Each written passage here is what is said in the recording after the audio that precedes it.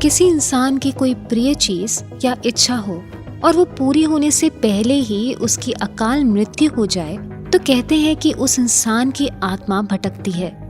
तो चाहे वो आदमी हो या बच्चा हो। डर रिबूट पर मैं आपको एक ऐसी कहानी सुनाने जा रही हूँ जिसमें एक बच्चे की मासूम सी इच्छाओं की वजह से उसकी आत्मा भटकती रही।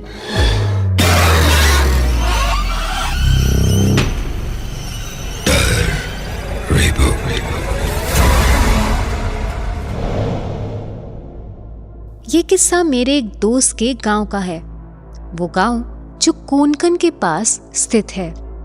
गांव में हर त्योहार लोग मिलकर मनाते हैं।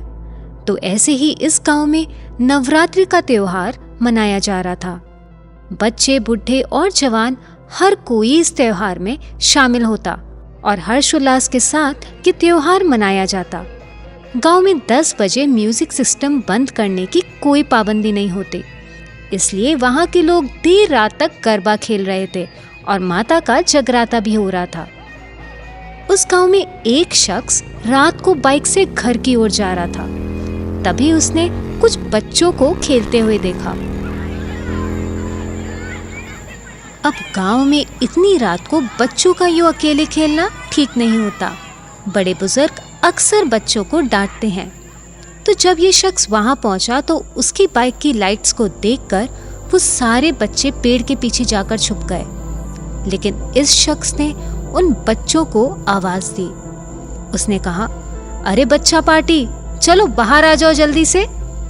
ये सुनने पर सारे बच्चे बाहर आ जाते हैं। फिर वो देखता है कि ये सारे बच्चे 5 से 7 साल की उम्र के बीच के हैं।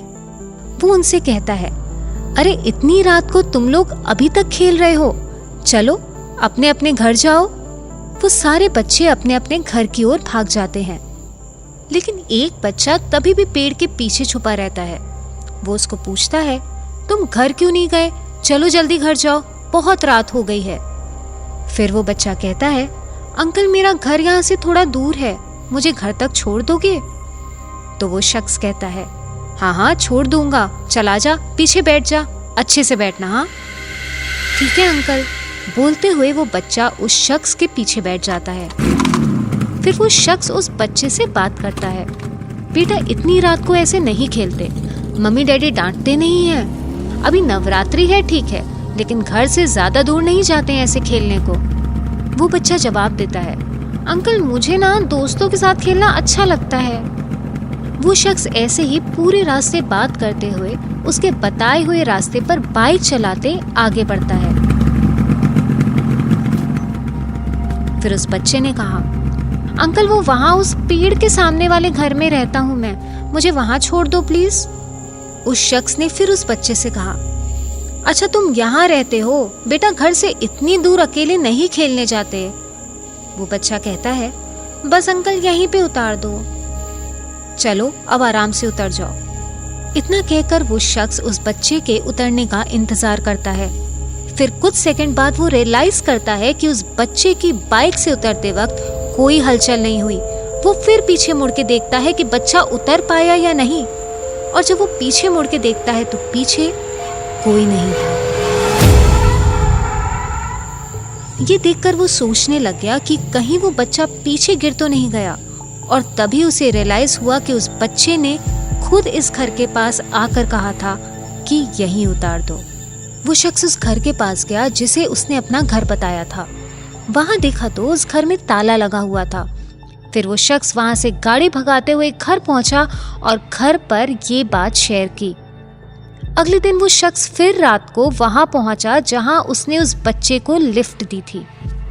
उस दिन वो बच्चा उन बाकी बच्चों के साथ नहीं था। तो उस शख्स ने उन बच्चों से उस बच्चे के बारे में पूछा कि वो कौन है, कहाँ रहता है।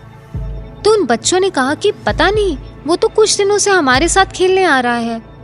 फिर वो शख्स वहां से निकल गया और कुछ दिनों बाद जब वो बच्चे देर रात खेल रहे थे, उनमें से एक बच्चा स्ट्रेंज तरीके से बिहेव करने लगा। वो अपना नाम कुछ और बताने लगा। ये बात उस शख्स को भी पता चली जिसने बच्चे को लिफ्ट दी। जब वो वहां पहुंचा देखने के लिए कि क्या बात हो गई, फिर उस बच्चे के मॉम डैड ने उससे पूछा कि क्या हुआ। तो वो बच्चा अपना कुछ और नाम बताते हुए एक अलग ही एड्रेस बताता कि मैं वहां रहता हूँ। तब इस बाइक वाले शख्स को ये क्लिक हुआ कि ये तो वही एड्रेस है जहां उसने उस बच्चे को छोड़ा था। उसने ये बात वहां उन लोगों को बताई। तब उन्हें बात कुछ समझ आई। जिस एड्रेस की बात हो रही थी, उस घर के एक 5 से 6 साल के बच्चे की एक तालाब में डूबकर मृत्यु हो गई थी। जब ये लोग दोबारा उस घर पर गए तो पता चला कि 6 महीने पहले ही वो लोग कहीं और शिफ्ट हो गए। फिर उन लोगों ने कांटेक्ट करके बच्चों के घर वालों को वहां बुलाया। अपने मॉम डैड को देखते ही वो बच्चा खुशी से मम्मी डैडी से लिपट गया और कहने लगा कि मुझे तुम्हारी बहुत याद आती है। तो उसकी मम्मी ने कहा, हमें भी तेरी बहुत याद आती है। फिर उस बच्चे ने मम्मी को कहा कि होली वाले दिन मैं उस तालाब के रास्ते से घर आ रहा था तो मुझे ऐसा लगा जैसे कुछ चीज मुझे अपनी तरफ खींच रही है और मैं उस तालाब में गिर गया। ये सुनकर उसके माँ बाप रोने लगे। फिर उसकी मम्मी ने बोला, तू इस छोटे बच्चे के शरीर में क्या कर रहा है, उसे जाने दो, वो छोटा है ना।